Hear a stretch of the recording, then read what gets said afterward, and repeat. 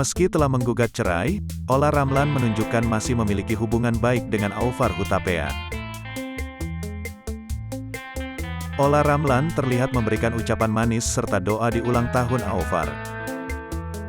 Dalam unggahan terbaru, artis berusia 42 tahun tersebut membagikan sejumlah foto Aufar Hutapea yang sendirian. Pada caption, dirinya memanggil Aufar dengan sebutan bestie alias teman baik. Hari ini dan setiap hari, hanya berharap yang terbaik untukmu bestie, tulis Olla dilansir dari Instagram, Minggu, tanggal 24 April tahun 2022. Pemeran sinetron drama Queen itu mendoakan yang terbaik untuk Aufar.